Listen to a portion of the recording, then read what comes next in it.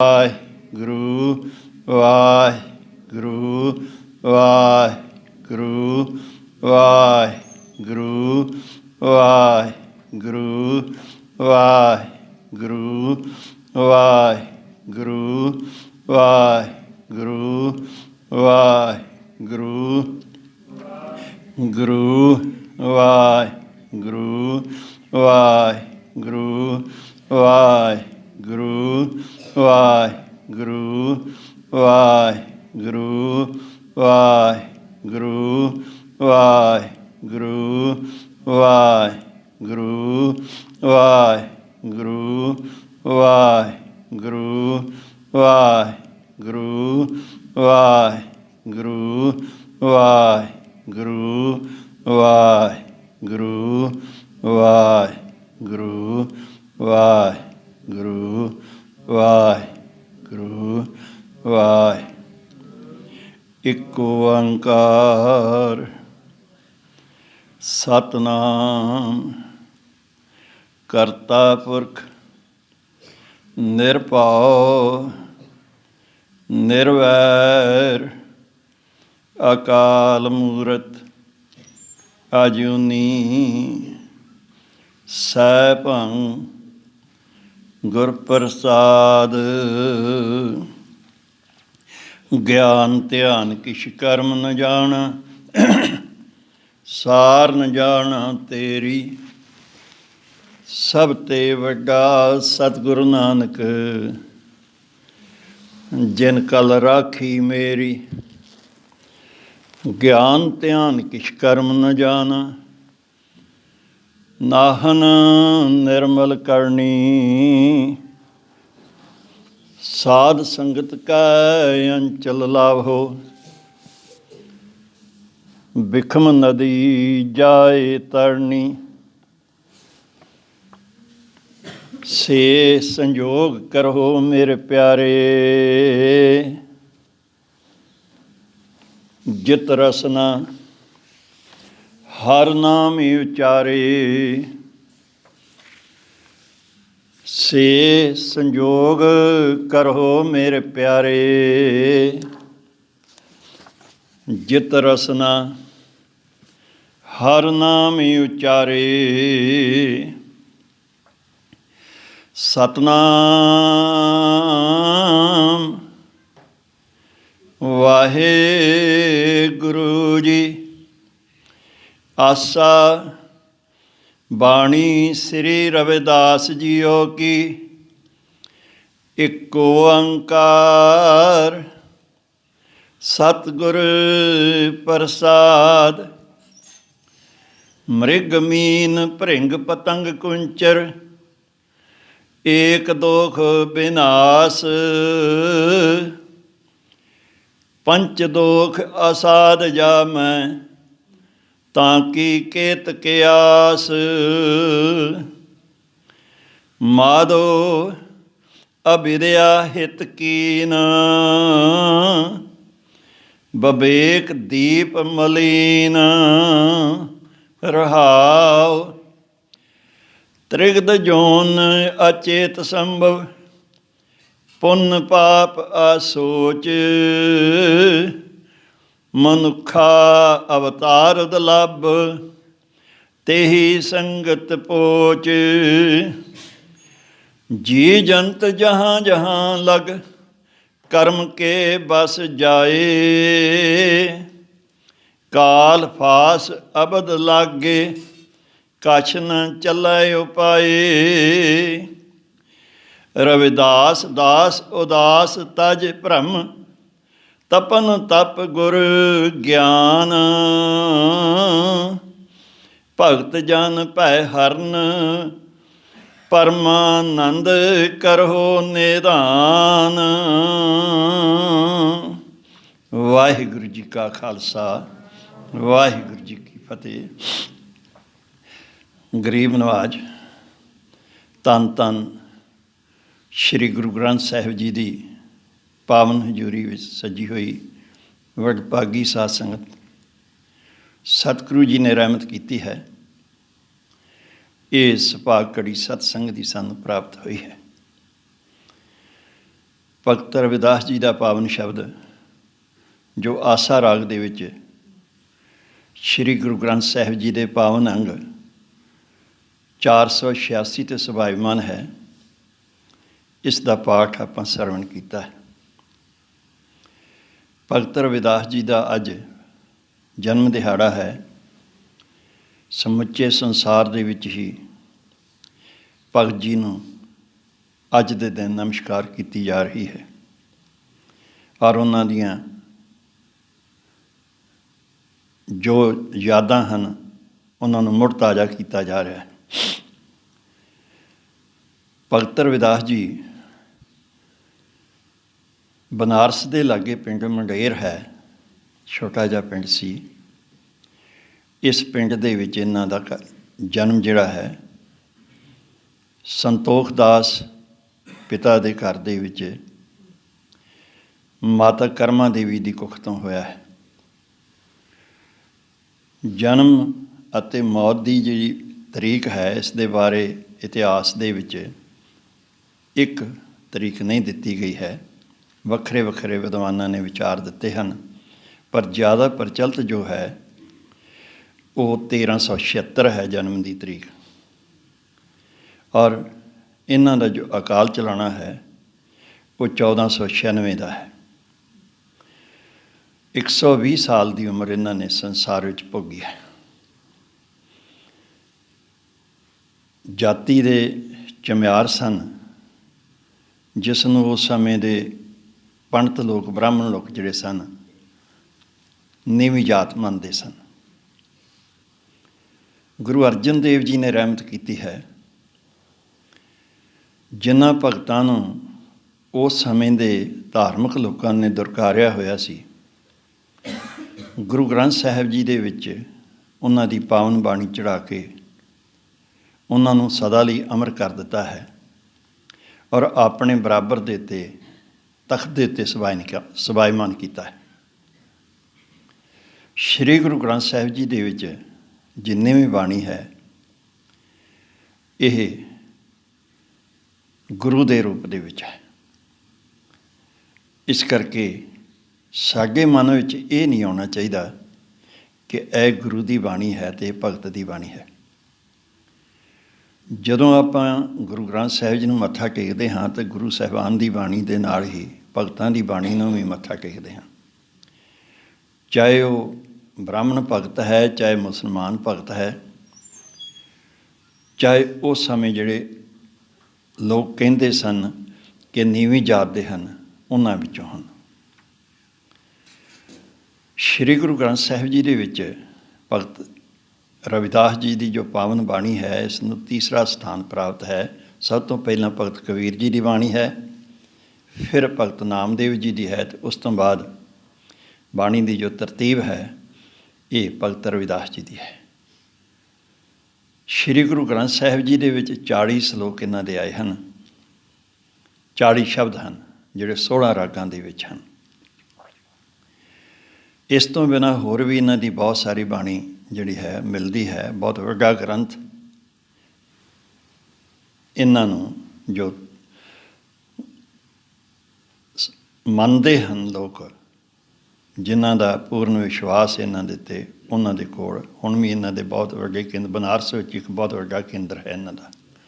ਇੱਥੇ ਪੰਜਾਬ ਦੇ ਵਿੱਚ ਵੀ ਬਹੁਤ ਵੱਡਾ ਕੇਂਦਰ ਹੈ ਇਹਨਾਂ ਦਾ।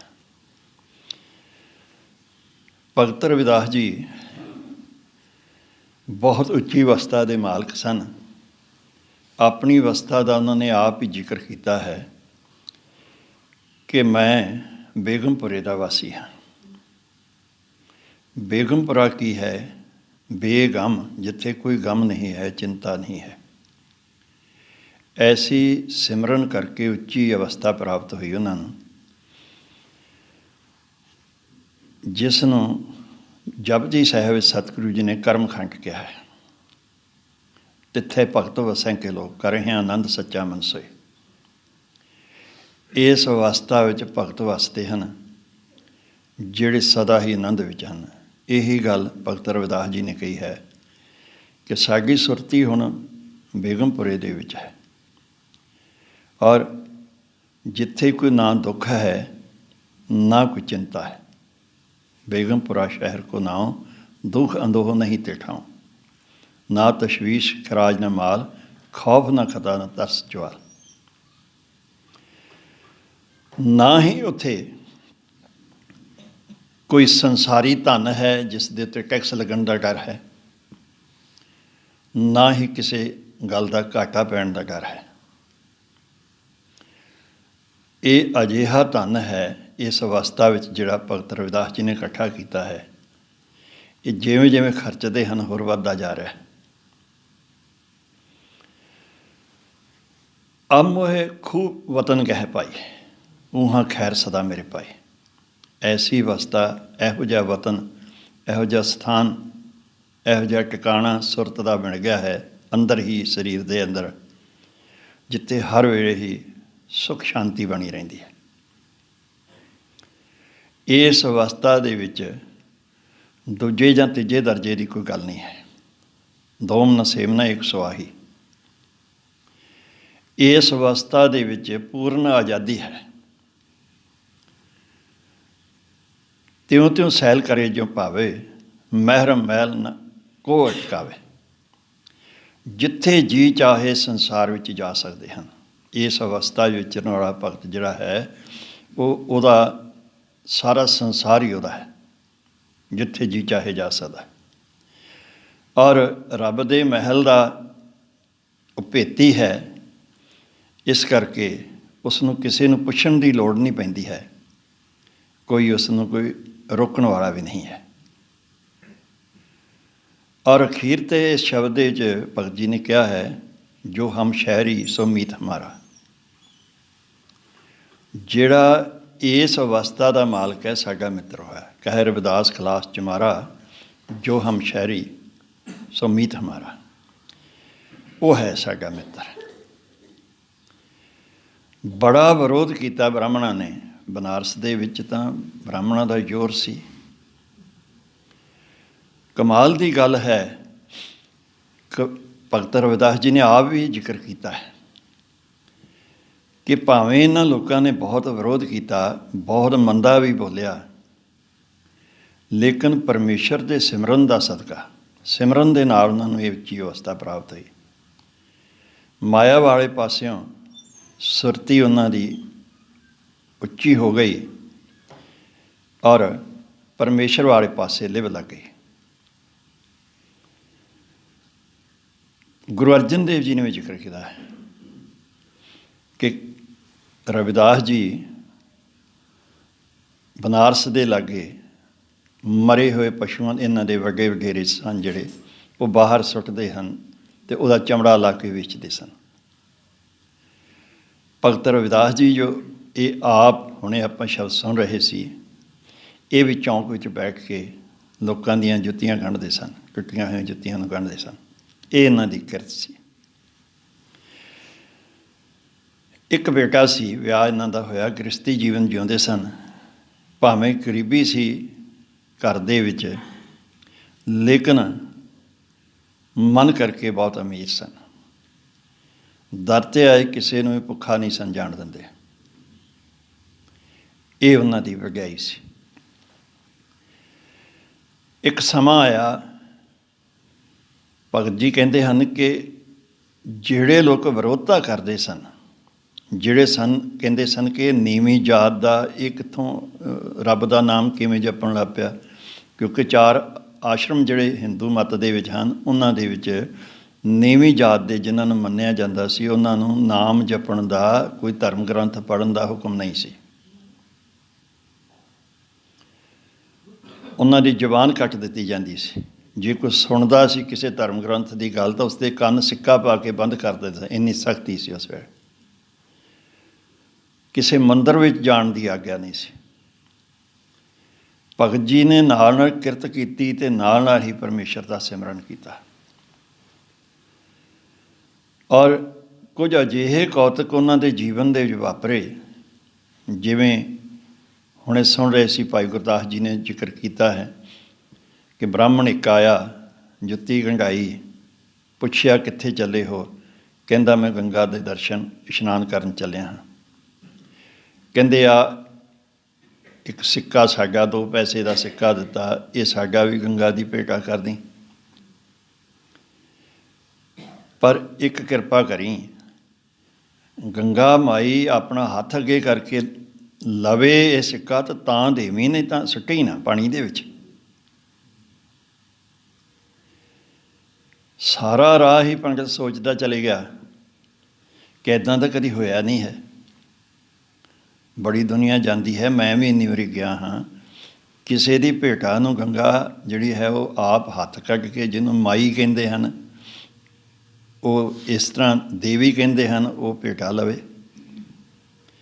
ਇਸ਼ਨਾਨ ਕਰਕੇ ਪੰਡਤ ਨੂੰ ਚੇਤਾ ਆਇਆ ਜਦੋਂ ਉਸਨੇ ਪੱਲੇ ਵਿੱਚੋਂ ਸਿੱਕਾ ਕੱਢਿਆ ਔਰ ਅੱਖਾਂ ਮੀਟ ਕੇ ਅਰਦਾਸ ਕਰਕੇ ਉਹ ਸਿੱਕਾ ਜਦੋਂ ਪਾਣੀ ਸੁੱਟਣ ਲੱਗਾ ਤਾਂ ਇਹ ਭਾਈ ਗੁਰਦਾਸ ਜੀ ਨੇ ਗਵਾਹੀ ਦਿੱਤੀ ਹੈ ਕਿ ਹੱਥ ਇੱਕ ਵਾਰ ਆਇਆ ਔਰ ਉਸ ਹੱਥ ਦੇ ਉੱਤੇ ਪੰਡਤ ਨੇ ਇਹ ਸਿੱਕਾ ਰੱਖਿਆ। ਜਦੋਂ ਵਾਪਸ ਆਇਆ, ਆ ਕੇ ਨਮਸਕਾਰ ਕੀਤੀ ਭਗਤ ਰਵਿਦਾਸ ਜੀ ਨੂੰ ਉਸਨੇ, ਔਰ ਉਸਨੇ ਹੀ, ਉਸੇ ਪੰਡਤ ਨੇ ਹੀ ਸਾਰੇ ਬਨਾਰਸ ਵਿੱਚ ਭਗਤ ਰਵਿਦਾਸ ਜੀ ਦੀ ਮਸ਼ਹੂਰੀ ਕਰ ਦਿੱਤੀ ਕਿ ਇਹ ਕੋਈ ਆਮ ਬੰਦਾ ਨਹੀਂ ਜੇ, ਇਹ ਤਾਂ ਰੱਬ ਦਾ ਭਗਤ ਹੈ। ਗੰਗਾ ਨੇ ਤਾਂ ਆਪ ਹੱਥ ਅੱਗੇ ਕਰਕੇ ਇਸ ਦਾ ਸਿੱਕਾ ਪ੍ਰਵਾਨ ਕੀਤਾ ਹੈ। ਇਸ ਤਰ੍ਹਾਂ ਦੇ ਕਈ ਕੌਤਕ ਜਿਹੜੇ ਸਨ ਵਰਤੇ, ਔਰ ਬਹੁਤ ਸਾਰੇ ਰਾਜਪੂਤ ਰਾਜੇ ਅਤੇ ਰਾਣੀਆਂ ਇਹਨਾਂ ਦੇ ਸੇਵਕ ਬਣ ਗਏ, ਔਰ ਰਾਣੀ ਝਾਲੀ ਬਾਈ ਨੇ ਤਾਂ ਇਹਨਾਂ ਨੂੰ ਆਪਣਾ ਗੁਰੂ ਹੀ ਧਾਰਨ ਕਰ ਲਿਆ ਸੀ। ਭਗਤ ਰਵਿਦਾਸ ਜੀ ਕਹਿੰਦੇ ਹਨ ਕਿ ਭਾਵੇਂ ਲੋਕ ਬੜੀ ਨਫ਼ਰਤ ਕਰਦੇ ਸਨ ਮੈਨੂੰ, ਪਰ ਇੱਕ ਸਮਾਂ ਆਇਆ, ਐਸੀ ਪਰਮੇਸ਼ਰ ਨੇ ਕਿਰਪਾ ਕੀਤੀ, ਗਰੀਬ ਨਵਾਜ ਗਸਈਆਂ ਮੇਰਾ ਮਾਥੇ ਛਤਰ ਧਰੇ। ਉਸ ਗਰੀਬ ਨਵਾਜ ਨੇ ਮੇਰੇ ਮੱਥੇ 'ਤੇ ਛਤਰ ਚਲਾਤਾ। ਉਹੀ ਪੰਡਤ, ਉਹੀ ਜਿਹੜੇ ਰਾਜੇ ਸਨ, ਆ ਕੇ ਮੇਰੇ ਅੱਗੇ ਨਮਸਕਾਰਾਂ ਕਰਦੇ ਸਨ, ਡੰਡੌਤਾਂ ਕਰਦੇ ਸਨ, ਔਰ ਨਾਲ ਇਹ ਵੀ ਕਹਿਤਾ ਕਿ ਮੈਨੂੰ ਨਹੀਂ ਕਰਦੇ, ਸੱਚੇ ਪਾਤਸ਼ਾਹ ਤੇਰੇ ਨਾਮ ਨੂੰ ਕਰਦੇ ਹਨ। ਅਜਿਹਾ ਸ਼ਬਦ ਭਗਤ ਜੀ ਦਾ ਇੱਕ ਗੁਰੂ ਗ੍ਰੰਥ ਸਾਹਿਬ 'ਚ ਆਇਆ ਹੈ। ਸੋ ਹੋਰ ਵੀ ਬੇਅੰਤ ਕੌਤਕ ਉਹਨਾਂ ਦੇ ਜੀਵਨ ਦੇ ਹਨ। ਉਹ ਆਪ ਜੀ ਨੇ ਤਕਰੀਬਨ ਸੁਣੇ ਹੋਏ ਹਨ, ਜਿਵੇਂ ਰਾਣੀ ਝਾਲੀ ਬਾਈ ਨੇ ਆਪਣੇ ਮਹਿਲ ਵਿੱਚ ਸੱਦਿਆ ਸੀ, ਬ੍ਰਾਹਮਣਾਂ ਨੇ ਉਹਨਾਂ ਦੇ ਨਾਲ ਬਹਿਣ ਤੋਂ ਨਾਂਹ ਕਰ ਦਿੱਤੀ ਸੀ, ਕਿਵੇਂ ਹਰ ਬ੍ਰਾਹਮਣ ਦੇ ਨਾਲ ਪੰਗਤ ਵਿੱਚ ਇੱਕ ਰਵਿਦਾਸ ਦਿਸਣਾ ਸ਼ੁਰੂ ਹੋ ਗਿਆ ਸੀ। ਇਹੋ ਜਿਹੇ ਅਨੇਕਾਂ ਹੋਰ ਕੌਤਕ ਵਰਤੇ। ਇਹ ਜੋ ਸ਼ਬਦ ਆਪਾਂ ਸਰਵਣ ਕੀਤਾ ਹੈ, ਇਸ ਦੇ ਵਿੱਚ ਭਗਤ ਰਵਿਦਾਸ ਜੀ ਸਾਡੇ 'ਤੇ ਕਿਰਪਾ ਕਰ ਰਹੇ ਹਨ, ਉਪਦੇਸ਼ ਦੇ ਰਹੇ ਹਨ। ਆਸਾ ਰਾਗ ਦਾ ਇਹ ਸ਼ਬਦ ਹੈ। ਪਹਿਲਾਂ ਆਰੰਭ ਵਿੱਚ ਮੰਗਲ ਦਰਜ ਕੀਤਾ ਹੈ, ਇੱਕ ਓਂਕਾਰ ਸਤਿਗੁਰ ਪ੍ਰਸਾਦ, ਵਾਹਿਗੁਰੂ ਪਰਮੇਸ਼ਰ ਜੋ ਸਤ ਹੈ, ਜਿਸ ਦਾ ਅਨੁਭਵ ਗੁਰੂ ਦੀ ਕਿਰਪਾ ਨਾਲ ਹੁੰਦਾ ਹੈ। ਆਓ ਉਸ ਦਾ ਧਿਆਨ ਧਰ ਕੇ ਆਪਾਂ ਇਸ ਪਾਵਨ ਉਪਦੇਸ਼ ਨੂੰ ਸੁਣੀਏ। ਮ੍ਰਿਗ ਮੀਨ ਭ੍ਰਿੰਗ ਪਤੰਗ ਕੁੰਚਰ ਏਕ ਦੋਖ ਵਿਨਾਸ਼। ਕਮਾਲ ਦੀ ਗੱਲ ਹੈ, ਭਗਤ ਰਵਿਦਾਸ ਜੀ ਦਾ ਕੋਈ ਸ਼ਬਦ ਪੜ੍ਹ ਕੇ ਵੇਖ ਲਓ, ਕਿੱਥੋਂ ਕਿੱਥੋਂ ਸ਼ਬਦ ਚੋਣ ਕੀਤੀ ਹੈ ਉਹਨਾਂ ਨੇ। ਅਨਪੜ੍ਹ ਕਿਸੇ ਉਹ ਸਕੂਲ ਜਾਂ ਕਾਲਜ ਵਿੱਚ ਨਹੀਂ ਸਨ ਪੜ੍ਹੇ, ਕਿਸੇ ਹੋਰ ਥਾਂ ਤੋਂ ਨਹੀਂ, ਅਨਪੜ੍ਹ, ਬਿਲਕੁਲ ਅਨਪੜ੍ਹ ਸਨ, ਪਰ ਵੋਕੈਬਲਰੀ ਇੰਨੀ ਵੱਡੀ ਹੈ ਉਹਨਾਂ ਦੇ ਕੋਲ ਸ਼ਬਦਾਂ ਦੀ, ਜਿਨ੍ਹਾਂ ਦੇ ਅਰਥ ਸਾਨੂੰ ਹੁਣ ਕਈ ਵਾਰੀ ਉਹਨਾਂ ਦੇ ਸ਼ਬਦ ਪੜ੍ਹਦਿਆਂ ਕੋਸ਼ ਵਿੱਚੋਂ ਵੇਖਣੇ ਪੈਂਦੇ ਹਨ। ਇਹ ਭਗਤ ਜੀ ਦੀ ਜਿਹੜੀ ਸਭ ਉੱਚੀ ਅਵਸਥਾ ਹੈ ਨਾ, ਔਰ ਉਹਨਾਂ ਨੇ ਬੜੀ ਨਿਮਰਤਾ ਦੇ ਨਾਲ ਇਹ ਕਿਹਾ ਹੈ ਕਿ ਜਿਵੇਂ ਤਾੜ ਦਾ ਦਰਖਤ ਹੁੰਦਾ ਹੈ ਨਾ, ਤਾੜ ਦੇ ਦਰਖਤ ਨੂੰ ਹਿੰਦੂ ਲੋਕ ਅਪਵਿੱਤਰ ਮੰਨਦੇ ਹਨ। ਕਾਰਨ ਕੀ ਹੈ? ਇਹ ਖਜੂਰ ਵਰਗਾ ਹੀ ਦਰਖਤ ਹੁੰਦਾ ਹੈ, ਇਸ ਦੇ ਦਰਖਤ ਵਿੱਚੋਂ ਸ਼ਰਾਬ ਨਿਕਲਦੀ ਹੈ।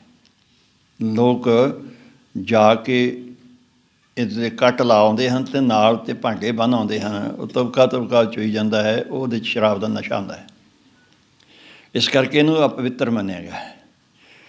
ਦੂਸਰੇ ਪਾਸੇ ਤਾੜ ਦੇ ਦਰਖਤ ਤੋਂ ਕਾਗਜ਼ ਬਣਦੇ ਹਨ, ਇਹ ਵੀ ਜ਼ਿਕਰ ਆਇਆ ਹੈ ਗੁਰੂ ਗ੍ਰੰਥ ਸਾਹਿਬ ਭਗਤ ਰਵਿਦਾਸ ਜੀ ਦੀ ਬਾਣੀ ਵਿੱਚ। ਉਹਨਾਂ ਕਾਗਜ਼ਾਂ ਨੂੰ ਲੋਕੀ ਉਹ ਜਿਸ ਰੁੱਖ ਨੂੰ ਅਪਵਿੱਤਰ ਸਮਝਦੇ ਹਨ, ਜਦੋਂ ਉਸ ਦੇ ਕਾਗਜ਼ ਬਣਦੇ ਹਨ ਤਾਂ ਉਹਨਾਂ ਕਾਗਜ਼ਾਂ ਦੇ ਉੱਤੇ ਜਦੋਂ ਰੱਬ ਦਾ ਜਸ ਲਿਖਿਆ ਜਾਂਦਾ ਹੈ, ਪਰਮੇਸ਼ਰ ਦੀਆਂ ਗੱਲਾਂ, ਪਰਮੇਸ਼ਰ ਦੀ ਬਾਣੀ ਲਿਖੀ ਜਾਂਦੀ ਹੈ, ਤਾਂ ਉਹਨੂੰ ਹਰ ਇੱਕ ਮੱਥਾ ਟੇਕਦਾ ਹੈ। ਜਿਵੇਂ ਆਪਾਂ ਹੈ ਤਾਂ ਕਾਗਜ਼ ਹਨ, ਪਰ ਇਹਨਾਂ 'ਤੇ ਤੁਰਕੀ ਬਾਣੀ ਲਿਖੀ ਹੋਈ, ਇਸ ਕਰਕੇ ਸਾਡੇ ਵਾਸਤੇ ਸਤਿਕਾਰਯੋਗ ਹਨ, ਆਪਾਂ ਨਮਸਕਾਰ ਕਰਦੇ ਹਾਂ।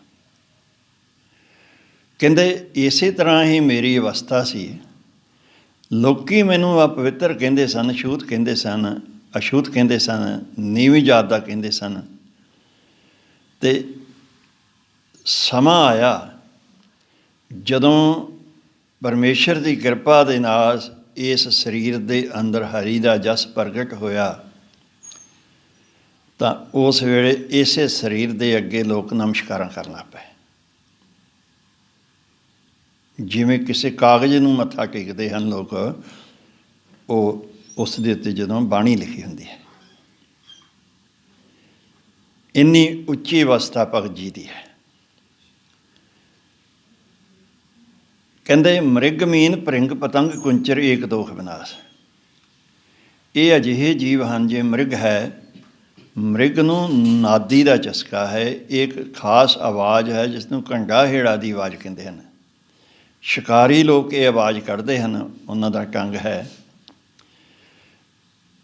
ਉਸ ਆਵਾਜ਼ ਨੂੰ ਸੁਣ ਕੇ ਮਿਰਗ ਭੱਜ ਕੇ ਉਸ ਆਵਾਜ਼ ਵੱਲ ਨੂੰ ਆਉਂਦਾ ਹੈ। ਕੁਦਰਤੀ ਤੌਰ 'ਤੇ ਹੈ। ਜਦੋਂ ਆਉਂਦਾ ਹੈ, ਅੱਗੇ ਉਹਨਾਂ ਜਾਲ ਵਿਛਾਇਆ ਹੁੰਦਾ ਹੈ, ਉਸ ਨੂੰ ਪਕੜ ਲੈਂਦੇ ਹਨ। ਸੋ ਨਾਦੀ ਦੇ ਚਸਕੇ ਨੇ ਮ੍ਰਿਗ ਨੂੰ ਕੈਦੀ ਬਣਾ ਤਾ। ਮੀਨ ਮੱਛੀ, ਮੱਛੀ ਨੂੰ ਚਸਕਾ ਹੈ ਮਾਸ ਦਾ।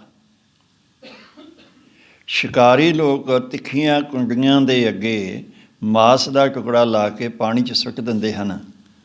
ਮੱਛੀ ਆਉਂਦੀ ਹੈ, ਉਸ ਮਾਸ ਦੇ ਟੁਕੜੇ ਦੇ ਭੁਲੇਖੇ ਉਹ ਕੁੰਡੀ ਦੇ ਸਮੇਤ ਹੀ ਮੂੰਹ 'ਚ ਪਾ ਲੈਂਦੀ ਹੈ। ਕੁੰਡੀ ਉਸ ਦੇ ਸੰਗ ਵਿੱਚ ਫਸ ਜਾਂਦੀ ਹੈ ਔਰ ਉਹਦਾ ਅੰਤ ਹੋ ਜਾਂਦਾ ਹੈ। ਉਸੇ ਨੂੰ ਮਾਰ ਕੇ ਲੋਕ ਖਾਂਦੇ ਹਨ। ਇਸ ਚਸਕੇ ਨੇ ਜਿਹੜਾ ਹੈ ਉਸ ਦੀ ਮੌਤ ਲੈਣ ਦੀ। ਭ੍ਰਿੰਗ ਭੌਰਾ ਹੈ, ਭੌਰੇ ਨੂੰ ਵਾਸ਼ਨਾ ਦਾ ਚਸਕਾ ਹੈ। ਇਹ ਸੁਗੰਧੀ ਵੱਲ ਨੂੰ ਭੱਜਾ ਆਉਂਦਾ ਹੈ ਔਰ ਉਡਾਰੀ ਲਾ ਕੇ ਜਦੋਂ ਆ ਕੇ ਬੈਠ ਜਾਂਦਾ ਹੈ, ਫੁੱਲ ਦੇ ਵਿੱਚੋਂ ਰਸ ਚੂਸਦਾ ਹੈ, ਇਹਨੂੰ ਉੱਡਣਾ ਭੁੱਲ ਜਾਂਦਾ ਹੈ। ਸ਼ਾਮ ਪੈ ਜਾਂਦੀ ਹੈ, ਕਮਲ ਦੇ ਫੁੱਲ ਦੇ ਉੱਤੇ ਜ਼ਿਆਦਾ ਆ ਕੇ ਬਹਿੰਦੇ ਹਨ। ਕਮਲ ਦਾ ਫੁੱਲ ਬੰਦ ਹੋ ਜਾਂਦਾ ਹੈ, ਸੂਰਜ ਦੇ ਛਿਪਣ ਦੇ ਨਾਲ ਇਹ ਵਿੱਚੇ ਹੀ ਰਹਿੰਦਾ ਹੈ। ਰਾਤ ਸਾਰੀ ਵਿੱਚੇ ਰਹਿਣ ਕਰਕੇ ਇਹਦੀ ਉੱਥੇ ਮੌਤ ਹੋ ਜਾਂਦੀ ਹੈ। ਸੋ ਸੁਗੰਧੀ ਦੇ ਚਸਕੇ ਨੇ ਭੌਰੇ ਦੀ ਮੌਤ ਕਰ ਦਿੱਤੀ। ਪਤੰਗਾ ਜਿਹੜੇ ਭਮੱਕੜ ਉੱਡਦੇ ਹਨ, ਇਹਨੂੰ ਚਾਨਣ ਦਾ ਚਸਕਾ ਹੈ। ਜਦੋਂ ਤੁਸੀਂ ਦੇਖੋ ਬਰਸਾਤ ਵਿੱਚ ਕਿਵੇਂ ਕੀੜੇ ਲਾਈਟਾਂ ਦੇ ਸਾਹਮਣੇ ਆਉਂਦੇ ਹਨ, ਪਹਿਲਾਂ ਦੀਵੇ ਜਗਦੇ ਹੁੰਦੇ ਸਨ। ਇਹ ਭੱਜ ਕੇ ਆਉਂਦਾ ਹੈ, ਉੱਡ ਕੇ ਉਸ ਦੀਵੇ ਦੇ ਘੇਰੇ ਘੇਰੇ ਘੁੰਮਦਾ ਹੈ ਔਰ ਇਸ ਦੇ ਖੰਭ ਸੜ ਜਾਂਦੇ ਹਨ। ਉਹ ਫਿਰ ਉੱਡਣ ਜੋਗਾ ਨਹੀਂ ਰਹਿੰਦਾ ਹੈ, ਉੱਥੇ ਇਸ ਦੀ ਮੌਤ ਹੋ ਜਾਂਦੀ ਹੈ। ਇੱਕ ਲਾਈਟ ਦੇ ਚਸਕੇ ਨੇ, ਚਾਨਣ ਦੇ ਚਸਕੇ ਨੇ ਪਤੰਗੇ ਨੂੰ ਵੀ ਖਤਮ ਕਰਦਾ ਹੈ। ਕੁੰਚਰ ਹਾਥੀ ਨੂੰ ਕਾਮ ਦਾ ਚਸਕਾ ਹੈ। ਸਭ ਤੋਂ ਵੱਧ ਕਾਮ ਵਾਸ਼ਨਾ ਹਾਥੀ ਵਿੱਚ ਹੈ। ਸ਼ਿਕਾਰੀ ਲੋਕ ਕਰਦੇ ਹਨ, ਇੱਕ ਡੂੰਘਾ ਟੋਆ ਪੁੱਟ ਕੇ ਉਸ ਦੇ ਉੱਤੇ ਟਾਹਣੀਆਂ ਵਗੈਰਾ ਵਿਛਾ ਕੇ ਉਸ ਨੂੰ ਚੰਗੀ ਤਰ੍ਹਾਂ ਢੱਕ ਦਿੰਦੇ ਹਨ ਤਾਂ ਕਿ ਪਤਾ ਨਾ ਲੱਗੇ। ਔਰ ਉਸ ਦੇ ਦੂਸਰੇ ਪਾਸੇ ਇੱਕ ਹਥਣੀ ਕਾਗਜ਼ਾਂ ਦੀ ਬਣਾ ਕੇ ਹਥਣੀ ਵਾਂਗ ਕੋਲ ਬੈਠ ਕੇ ਆਵਾਜ਼ ਕੱਢਦੇ ਹਨ। ਹਾਥੀ ਨੂੰ ਇੰਝ ਪਕੜਿਆ ਜਾਂਦਾ ਹੈ, ਉੱਦਾਂ ਨਹੀਂ ਪਕੜਿਆ ਜਾਂਦਾ ਇੰਨਾ ਵੱਡਾ ਦਾ। ਉਸ ਹਥਣੀ ਦੀ ਆਵਾਜ਼ ਨੂੰ ਸੁਣ ਕੇ ਹਾਥੀ ਕਾਮ ਵਾਸ਼ਨਾ ਵਸ ਹੋਇਆ, ਉਸ ਵੱਲ ਨੂੰ ਭੱਜਦਾ ਹੈ, ਆ ਕੇ ਉਸ ਟੋਏ ਵਿੱਚ ਡਿੱਗ ਪੈਂਦਾ ਹੈ। ਕਈ ਦਿਨ ਉਸ ਨੂੰ ਉੱਥੇ ਹੀ ਭੁੱਖਾ ਰੱਖ ਕੇ ਫਿਰ ਉਸ ਨੂੰ ਰੱਸੇ ਪਾ ਕੇ ਕਾਬੂ ਕਰ ਲਿਆ ਜਾਂਦਾ। ਇਹ ਪੰਜੇ ਜੀਵ ਜਿਹੜੇ ਹਨ, ਇਹਨਾਂ ਨੂੰ ਤਾਂ ਇੱਕ ਇੱਕ ਹੀ ਦੁੱਖ ਹੈ। ਇੱਕ ਇੱਕ ਹੀ ਵਿਕਾਰ ਹੈ ਤੇ ਇਹਨਾਂ ਦਾ ਨਾਸ ਹੋ ਜਾਂਦਾ ਹੈ। ਪੰਚ ਦੋਖ ਅਸਾਧ ਜਾਮੈ ਤਾਂ ਕੀ ਕੇਤਕਾਸ। ਹੁਣ ਦੂਸਰੇ ਪਾਸੇ ਇਨਸਾਨ ਨੂੰ ਪੰਜ ਚਿੰਬੜੇ ਹੋਏ ਹਨ, ਕਾਮ, ਕ੍ਰੋਧ, ਲੋਭ, ਮੋਹ, ਹੰਕਾਰ। ਹੁਣ ਜਿਸ ਨੂੰ ਪੰਜ ਚਿੰਬੜੇ ਹੋਏ ਹਨ ਉਹਦਾ ਕਿਵੇਂ ਭਲਾ ਹੋਏਗਾ ਦੱਸੋ? ਤਾਂ ਕਿ ਕੇਤਕਾਸ, ਉਹ ਕਿਵੇਂ ਬਚ ਸਕਦਾ ਹੈ? ਇਹੀ ਕਾਰਨ ਹੈ ਕਿ ਰਚੀ ਹੋਈ ਜਿਹੜੀ ਰਚਨਾ ਹੈ ਵਾਹਿਗੁਰੂ ਦੀ, ਇਹਦੇ 'ਚ ਮਨੁੱਖ ਇੱਕ ਜੂਨ ਹੈ, ਸਭ ਤੋਂ ਸ੍ਰੇਸ਼ਟ ਜੂਨ ਹੈ। ਇਹ ਪੰਜਾਂ ਦੇ ਵੱਸ ਹੋਣ ਕਰਕੇ ਇਹ ਜਿਹੜਾ ਹੈ ਆਪਣਾ ਜੀਵਨ ਇੱਥੋਂ ਬਰਬਾਦ ਕਰਕੇ ਜਾਂਦਾ, ਜਿਵੇਂ ਦੂਜੇ ਜੀਵ ਜਾਂਦੇ ਹਨ। ਮਾਧਵ ਅਵਿਦਿਆ ਹਿਤਕੀਨ। ਕਾਰਨ ਕੀ ਹੈ ਕਿ ਅਵਿਦਿਆ, ਅਗਿਆਨਤਾ ਦੇ ਨਾਲ ਮੋਹ ਪਾਇਆ ਹੋਇਆ ਹੈ। ਸਿੱਖਣੀ ਨਹੀਂ ਗੱਲ ਕਿਸੇ ਤੋਂ। ਹੰਕਾਰ,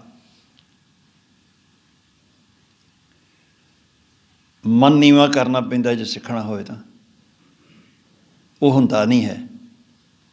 ਅਵਿਦਿਆ ਦੇ ਵਿੱਚ ਫਸਿਆ ਹੋਇਆ, ਭਾਵ ਅਗਿਆਨਤਾ ਵਿੱਚ ਫਸਿਆ ਹੋਇਆ ਹੈ। ਵਿਵੇਕ ਦੀਪ ਮਲੀਨ, ਵਿਵੇਕ ਦਾ ਦੀਵਾ ਇਸ ਦਾ ਮਲੀਨ ਹੋਇਆ ਪਿਆ ਹੈ, ਮੱਧਮ ਹੋਇਆ ਪਿਆ ਹੈ, ਧੁੰਦਲਾ ਹੋਇਆ ਪਿਆ ਹੈ। ਜਾਗਣਾ ਤਾਂ ਉਹ ਚਾਨਣ ਤਾਂ ਹੋਣਾ ਸੀ ਗਿਆਨ ਦੇ ਨਾਲ, ਉਸ ਪਾਸੇ ਧਿਆਨ ਨਹੀਂ ਦਿੱਤਾ ਔਰ ਉਹ ਕੁਛ ਕਰੀ ਗਿਆ ਜ਼ਿੰਦਗੀ ਦੇ ਵਿੱਚ ਜਿਹਦੇ ਨਾਲ ਅਗਿਆਨਤਾ ਹੋਰ ਵੱਧਦੀ ਗਈ। ਅਗਿਆਨਤਾ ਕਰਕੇ ਭਰਮ ਪਿਆ, ਭਰਮ ਦੇ ਵਿੱਚ ਹੋਰ ਉਲਝ ਗਿਆ, ਫਿਰ ਡਰ ਪੈਦਾ ਹੋਇਆ, ਫਿਰ ਡਰ ਤੋਂ ਕਈ ਬਿਮਾਰੀਆਂ ਲੱਗ ਗਈਆਂ। ਇੰਝ ਹੀ ਸਾਰਾ ਜੀਵਨ ਤਰ੍ਹਾਂ ਤਰ੍ਹਾਂ ਦੀਆਂ ਬਿਮਾਰੀਆਂ ਵਿੱਚ ਗਰਸਿਆ ਹੋਇਆ ਇਨਸਾਨ ਜਿਹੜਾ ਹੈ ਉਹ ਆਪਣਾ ਜੀਵਨ ਐਵੇਂ ਗਵਾ ਕੇ ਚੱਲ ਜਾਂਦਾ ਹੈ। ਕਾਰਨ ਇਹਦਾ ਭਗਤ ਜੀ ਨੇ ਦੱਸਿਆ ਹੈ। ਰਹਾਓ, ਤ੍ਰਿਗਦ ਜੋਨ ਅਚੇਤ ਸੰਭਵ, ਪੁੰਨ ਪਾਪ ਅਸੋਚ। ਤ੍ਰਿਗਦ ਜੋਨ ਉਹ ਜੂਨਾਂ, ਜਿਵੇਂ ਇਹ ਕੀੜਿਆਂ ਮਕੌੜਿਆਂ ਦੀਆਂ ਜੂਨਾਂ ਹਨ, ਹੋਰ ਮਨੁੱਖਾ ਜੂਨ ਤੋਂ ਬਿਨਾਂ ਬਾਕੀ ਜੂਨਾਂ ਨੂੰ ਤ੍ਰਿਗਦ ਜੂਨਾਂ ਕਿਹਾ। ਕਹਿੰਦੇ ਉਹਨਾਂ ਨੂੰ ਸਮਝ ਨਹੀਂ ਹੈ, ਉਹਨਾਂ ਨੂੰ ਪਾਪ ਪੁੰਨ ਦੀ ਕੋਈ ਪਤਾ ਨਹੀਂ ਹੈ। ਆਹ ਚੰਗਾ ਕੰਮ ਹੈ, ਮਾੜਾ ਹੈ, ਉਹਨਾਂ 'ਤੇ ਉਹੀ ਕਰੀ ਜਾਣਾ ਹੈ। ਦੇਖ ਲਓ, ਡੰਗਰਾਂ ਨੂੰ ਖੁਰਲੀ 'ਤੇ ਬੰਨੋ, ਇੱਕ ਦੂਜੇ ਨੂੰ ਢੁੱਡਾ ਮਾਰੀ ਜਾਣਗੇ, ਨਾ ਆਪ ਖਾਣਗੇ ਨਾ ਦੂਜੇ ਨੂੰ ਖਾਣ ਦੇਣਗੇ। ਇਹੀ ਹਾਲਤ ਇਨਸਾਨ ਦੀ ਹੈ, ਨਾ ਆਪ ਖਾਣਾ ਹੈ ਨਾ ਕਿਸੇ ਨੂੰ ਖਾਣ ਦੇਣਾ ਹੈ। ਔਰ ਭਿੜ ਕੇ ਸਿੰਘ ਤੜਾ ਲੈਂਦੇ ਹਨ, ਮੱਥੇ ਪੜਵਾ ਲੈਂਦੇ ਹਨ। ਕਾਰਨ ਕੀ ਹੈ? ਅਵਿਦਿਆ,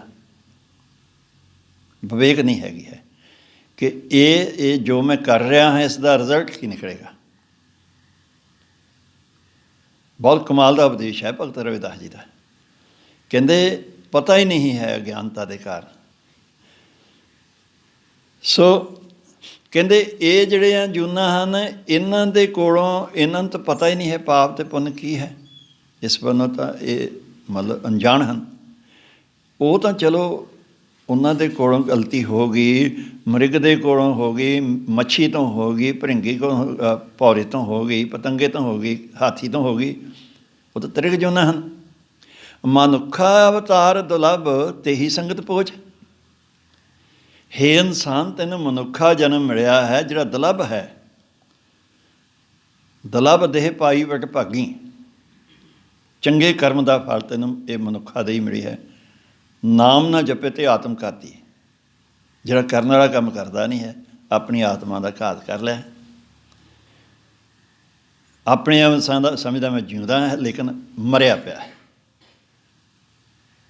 ਬੇਸਮਝੀ ਹੈ, ਕੁਛ ਪਤਾ ਹੀ ਨਹੀਂ। ਇਹ ਹਾਲਤ ਹੈ।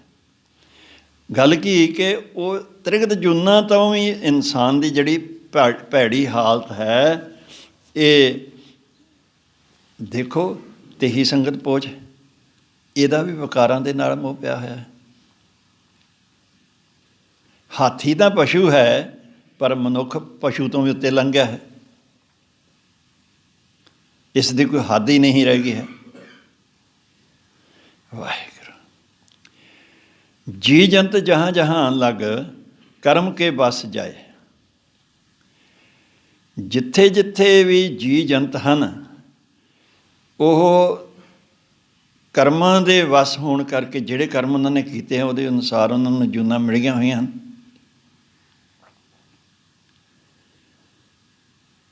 ਭਾਵੇਂ ਕਿਤੇ ਵੀ ਕੋਈ ਹੈ, ਉਹ ਉਸ ਦੇ ਅਨੁਸਾਰ ਆਪਣਾ ਕਰਮ ਨੂੰ ਭੋਗ ਰਿਹਾ ਹੈ। ਕਾਲ ਫਾਸ ਅਬਧ ਲਾਗੈ, ਕਛ ਨਾ ਚੱਲੇ ਉਪਾਏ। ਪਰ ਜਦੋਂ ਮੌਤ ਦੀ ਫਾਹੀ, ਭਾਵ ਜਦੋਂ ਮੌਤ ਸਿਰ 'ਤੇ ਆਉਂਦੀ ਹੈ, ਅਤੇ ਭਾਵੇਂ ਇੱਥੇ ਕੋਈ ਰਾਜਾ ਹੈ ਅਤੇ ਭਾਵੇਂ ਕੋਈ ਕੰਗਾਲ ਹੈ, ਭਾਵੇਂ ਕੋਈ ਅਨਪੜ੍ਹ ਹੈ ਅਤੇ ਭਾਵੇਂ ਕੋਈ ਗਿਆਨੀ ਹੈ, ਭਾਵੇਂ ਕੋਈ ਅਮੀਰ ਹੈ ਅਤੇ ਭਾਵੇਂ ਕੋਈ ਗਰੀਬ ਹੈ, ਉਹ ਕਿਸੇ ਦਾ ਇਹਦੇ ਅੱਗੇ ਜ਼ੋਰ ਨਹੀਂ ਚੱਲਦਾ, ਔਰ ਅੱਗੇ ਲਾ ਕੇ ਤੋਰ ਲੈਂਦੀ ਹੈ। ਕੋਈ ਸਿਫਾਰਿਸ਼ ਨਹੀਂ, ਕੋਈ ਵੱਡੀ ਨਹੀਂ ਚੱਲਣੀ ਹੈ ਉਸ 'ਤੇ ਅੱਗੇ। ਭਗਤ ਰਵਿਦਾਸ ਜੀ ਕਹਿੰਦੇ ਹਨ, ਕੋਈ ਉਪਾਅ ਹੀ ਨਹੀਂ ਚੱਲਦਾ ਹੈ। ਵੇਖੋ, ਰਵਿਦਾਸ ਦਾਸ ਉਦਾਸ ਤਜ, ਰਵਿਦਾਸ ਦਾਸ ਉਦਾਸ ਤਜ ਭ੍ਰਮ, ਤਪਨ ਤਪ ਗੁਰ ਗਿਆਨ। ਰਵਿਦਾਸ ਜੀ ਕਹਿੰਦੇ ਹਨ ਕਿ ਮੈਂ ਇਸ ਚਿੰਤਾ ਵਿੱਚ ਹਾਂ, ਉਦਾਸ ਹਾਂ, ਭਾਵ ਚਿੰਤਾ ਵਿੱਚ ਹਾਂ। ਸਾਰੀ ਦੁਨੀਆ ਹੀ ਇਸ ਚਿੰਤਾ ਵਿੱਚ ਹੈ ਕਿ ਕੀ ਕਰੀਏ। ਕਿ ਆਪਾਂ ਜਿਹਨੂੰ ਪੁੱਛੋ, ਫਸੇ ਪਏ ਹਾਂ ਜੀ, ਫਸੇ ਪਏ। ਕਰੀਏ ਕੀ? ਸਮਾਂ ਨਹੀਂ ਹੈ ਜੀ। ਕਿੰਨੇ ਫਸਾਇਆ? ਜਿਹੜਾ ਸਮਾਂ ਤੇਰੇ ਕੋਲ ਨਹੀਂ ਹੈ, ਜੇ ਪਰਮਾਤਮਾ ਨੇ ਜਿਹਨੂੰ ਦਿੱਤਾ ਹੈ, ਜੇ ਉਹਨੇ ਖੋਹ ਲਿਆ ਤਾਂ ਫਿਰ ਤੇਰਾ ਕੰਮ ਕਿਵੇਂ ਚੱਲੂਗਾ? ਨਹੀਂ, ਭੁੱਲਿਆ ਪਿਆ, ਮੌਤ ਭੁੱਲਿਆ ਪਿਆ। ਕਹਿੰਦੇ, ਹੇ ਇਨਸਾਨ, ਭਰਮ ਨੂੰ ਛੱਡ। ਭਰਮ ਛੱਡਿਆ ਕਿਵੇਂ ਜਾਵੇਗਾ? ਗਿਆਨ ਹੋਏਗਾ ਤਾਂ। ਗਿਆਨ ਕਿੱਥੋਂ ਮਿਲਣਾ ਹੈ? ਗਿਆਨ ਗੁਰੂ ਤੋਂ ਮਿਲਣਾ ਹੈ। ਸੰਸਾਰੀ ਗਿਆਨ, ਪੈਸੇ ਕਮਾਉਣ ਦਾ ਗਿਆਨ ਤਾਂ ਕਿਤਾਬਾਂ ਵਿੱਚ, ਸੰਸਾਰ ਵਿੱਚ ਹੈ, ਲੇਕਿਨ ਰੱਬ ਦਾ ਗਿਆਨ ਧਰਮ ਗ੍ਰੰਥਾਂ ਵਿੱਚ ਹੈ।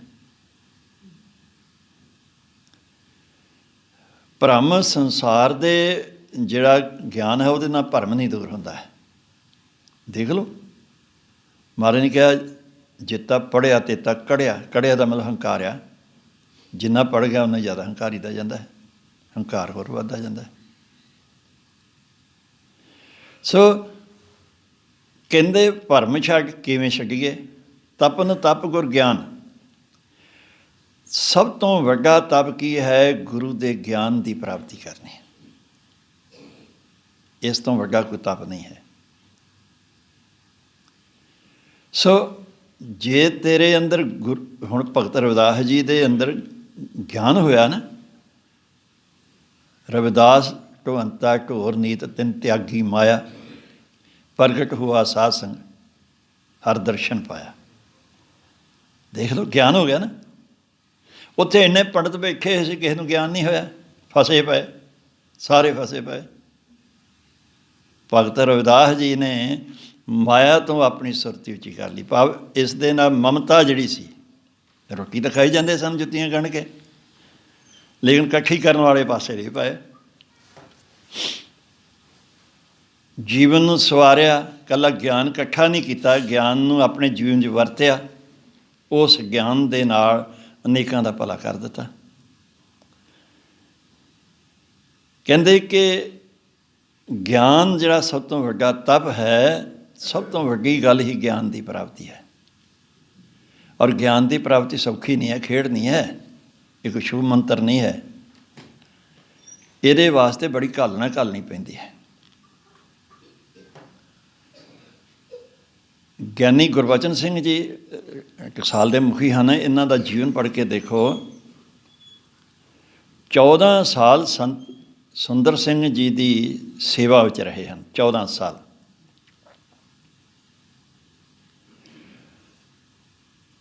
ਸੇਵਾ ਕਿਹੜੀ? ਕਥਾ ਕਰਨ ਵਾਸਤੇ ਨਹੀਂ ਲਾਇਆ ਉਹਨਾਂ, ਹਾਲਾਂਕਿ ਕਥਾ ਕਰ ਸਕਦੇ ਸਨ, ਪਹਿਲਾਂ ਸੇਵਾ ਹੀ ਕਰਵਾਈ ਹੈ।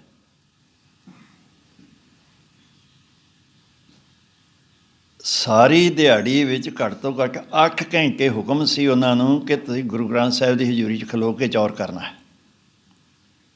ਬੜੀ ਵੱਡੀ ਸੇਵਾ ਹੈ ਗੁਰੂ ਗ੍ਰੰਥ ਸਾਹਿਬ ਦੀ ਹਜ਼ੂਰੀ 'ਚ ਖਲੋ ਕੇ ਚੌਰ ਕਰਨਾ। ਅਸੀਂ ਤਾਂ ਬੈਠੇ ਹੀ ਐਂ ਹਿਲਾਉਣ ਲੱਗ ਪੈਂਦੇ ਹਾਂ। ਚੌਰ ਹਮੇਸ਼ਾ ਖਲੋ ਕੇ ਹੁੰਦਾ ਹੈ। ਗੁਰੂ ਮਹਾਰਾਜ ਸਿੰਘਾਸਨ 'ਤੇ ਬੈਠੇ ਹੋਏ ਹਨ, ਇਹ ਅਹਿਸਾਸ ਕਰਨਾ ਹੈ ਆਪਾਂ, ਤਾਂ ਹੀ ਖਲੋ ਕੇ ਚੌਰ ਹੁੰਦਾ ਰਿਹਾ ਮਹਾਰਾਜ ਦਾ। ਸੋ ਗੁਰੂ ਤੋਂ ਗਿਆਨ ਪ੍ਰਾਪਤ ਕਰਨ ਵਾਸਤੇ ਸਮਰਪਣ ਕਰਨਾ ਪਏਗਾ।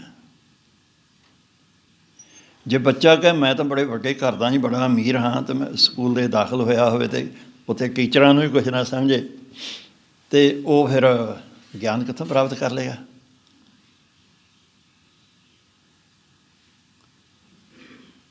ਕਦੀ ਨਹੀਂ ਕੁਛ ਵੀ ਹੁੰਦਾ। ਆਪਾ ਗਾਉਣਾ ਪੈਂਦਾ ਹੈ, ਮੈਂ ਨੂੰ ਮਿਟਣਾ ਪੈਂਦਾ ਹੈ, ਫਿਰ ਗਿਆਨ ਦੀ ਪ੍ਰਾਪਤੀ ਹੈ। ਅਤੇ ਜੇ ਗਿਆਨ ਹੋ ਗਿਆ ਇੱਕ ਵਾਰੀ ਤਾਂ ਕਹਿੰਦੇ ਕਿ ਸਾਰੇ ਹੀ ਭਰਮ ਦੂਰ ਹੋ ਜਾਂਦੇ ਆ। ਹਰ ਗੱਲ ਦਾ ਹੀ ਭਰਮ, ਹਰ ਗੱਲ ਦਾ, ਜਿੰਨੇ ਭਰਮ ਸਾਨੂੰ ਚਿੰਬੜੇ ਹੋਏ ਹਨ ਇਹ ਸਾਰੇ ਦੁੱਖ ਹਨ। ਭਰਮ ਕਰਕੇ ਔਗਣ ਹਨ। ਨਾਨਕ ਔਗਣ ਜਿਤੜੇ ਤੇ ਗਲੀ ਜੰਜੀਰ, ਇਹ ਸਾਡੇ ਗਲ 'ਚ ਜੰਜੀਰ ਪਏ ਹੋਏ ਹਨ, ਫਾਈਆਂ ਪਈਆਂ ਹੋਈਆਂ ਹਨ। ਅਗਿਆਨਤਾ ਕਰਕੇ ਜਿਹੜੇ ਅਸੀਂ ਔਗਣਾਂ ਨਾਲ ਭਰੇ ਪਏ ਹਾਂ, ਇਹ ਸਾਡੇ ਗਲ 'ਚ ਜੰਜੀਰ ਪਏ ਹੋਏ ਹਨ। ਭਗਤ ਜਨ ਭੈ ਹਰਨ ਪਰਮਾਨੰਦ ਕਰੋ ਨਿਦਾਨ। ਅਰਦਾਸ ਹੈ, ਹੇ ਵਾਹਿਗੁਰੂ ਜੀ, ਜਮਾਂ ਦਾ ਡਰ, ਮੌਤ ਦਾ ਡਰ ਦੂਰ ਕਰਨ ਵਾਲੇ ਵਾਹਿਗੁਰੂ, ਹੋਰ ਕੋਈ ਨਹੀਂ ਕਰਦਾ, ਕੇਵਲ ਪਰਮਾਤਮਾ ਇਹ ਡਰ ਦੂਰ ਕਰਦਾ ਹੈ ਜਾਂ ਗੁਰੂ ਕਰਦਾ ਹੈ, ਹੋਰ ਕੋਈ ਨਹੀਂ ਕਰ ਸਕਦਾ। ਮੇਰੇ 'ਤੇ ਕਿਰਪਾ ਕਰੋ ਗਰੀਬ ਦੇ ਉੱਤੇ ਨਿਦਾਨ, ਮੇਰੇ ਗਰੀਬ 'ਤੇ ਕਿਰਪਾ ਕਰੋ, ਮੈਨੂੰ ਪਰਮ ਆਨੰਦ ਦੀ ਦਾਤ ਬਖਸ਼ੋ। ਵੇਖੋ ਮੰਗਿਆ ਕੀ ਹੈ? ਪਰਮ ਆਨੰਦ ਪ੍ਰਾਪਤ ਹੋ ਜਾਵੇ। ਔਰ ਇੰਨਾ ਪਿਆਰ ਸਤ ਸੰਗਤ ਦੇ ਨਾਲ, ਭਗਤ ਰਵਿਦਾਸ ਜੀ ਦੇ ਦਰ ਦੇ ਉੱਤੇ ਦੋਵੇਂ ਵੇਲੇ ਗੁਰੂ ਦੀ ਸੰਗਤ ਹੁੰਦੀ ਸੀ। ਆਪ ਸੰਗਤ ਚੱਲ ਕੇ ਜਾਂਦੇ ਸਨ ਔਰ ਨਾਲ ਉਪਦੇਸ਼ ਦਿੱਤਾ, ਸਤ ਸੰਗਤ ਮਿਲ ਰਹੀ ਹੈ ਮਾਧੋ ਜੈਸੇ ਮਧੁਪ ਮਖੀਰਾ। ਸੰਗਤ ਨਾਲ ਇੰਝ ਜੁੜ ਜਾਓ ਜਿਵੇਂ ਮਧੂ ਮੱਖੀਆਂ ਛੱਤੇ 'ਤੇ ਜੁੜਦੀਆਂ ਹਨ। ਜੇ ਰਸ ਲੈਣਾ ਹੈ ਜੀਵਨ ਦੇ ਵਿੱਚ ਤਾਂ, ਨਹੀਂ ਤਾਂ ਇਕੱਲੇ ਪਾਠ ਹੀ ਬਣੇ ਰਹਿ ਜਾਓਗੇ, ਰਸ ਨਹੀਂ ਜ਼ਿੰਦਗੀ ਦੇ ਵਿੱਚ ਆਵੇਗਾ। ਰਸ ਮੱਖੀਆਂ ਇਕੱਠੀਆਂ ਹੋ ਕੇ ਪ੍ਰਾਪਤ ਕਰਦੀਆਂ ਹਨ, ਇਕੱਲੀ ਇਕੱਲੀ ਮੱਖੀ ਨੂੰ ਕੋਈ ਰਸ ਨਹੀਂ ਆਉਂਦਾ। ਇਸ ਕਰਕੇ ਸੰਗਤ ਦੇ ਨਾਲ ਜੁੜ ਜਾ। ਸਤਿਗੁਰੂ ਜੀ ਕਿਰਪਾ ਕਰਨ। ਬੜੀ ਅਥਾਹ ਕਥਾ ਹੈ, ਬਹੁਤ ਗੱਲਾਂ ਭਗਤ ਰਵਿਦਾਸ ਜੀ ਦੀਆਂ ਜਿਹੜੀਆਂ ਹਨ ਉਹ ਹਨ, ਲੇਕਿਨ ਆਪਣੇ ਕੋਲ ਟਾਈਮ ਦੀ ਸੀਮਾ ਹੈ। ਸੋ ਨਮਸਕਾਰ ਹੈ ਅੱਜ ਭਗਤ ਰਵਿਦਾਸ ਜੀ ਦੇ ਚਰਨਾਂ ਦੇ ਵਿੱਚ, ਜਿਨ੍ਹਾਂ ਨੇ ਸਾਨੂੰ ਇਸ ਸ਼ਬਦ ਦੇ ਰਾਹੀਂ ਅੱਜ ਉਪਦੇਸ਼ ਬਖਸ਼ਿਸ਼ ਕੀਤਾ ਹੈ। ਉਹਨਾਂ ਦੇ ਜਨਮ ਦਿਹਾੜੇ ਦੀਆਂ ਸਾਰੀਆਂ ਸੰਗਤਾਂ ਨੂੰ ਬਹੁਤ ਬਹੁਤ ਵਧਾਈਆਂ ਹੋਣ। ਦੁੱਧ ਦਾ ਲੰਗਰ ਤਿਆਰ ਹੈ, ਆਪ ਜੀ ਨੇ ਸਾਰਿਆਂ ਨੇ ਦੁੱਧ ਦਾ ਲੰਗਰ ਜ਼ਰੂਰ ਛਕ ਕੇ ਜਾਣਾ। ਭੁੱਲਾਂ ਚੁੱਕਾਂ ਦੀ ਖਿਮਾ। ਵਾਹਿਗੁਰੂ ਜੀ ਕਾ ਖਾਲਸਾ, ਵਾਹਿਗੁਰੂ ਜੀ ਕੀ ਫਤਿਹ।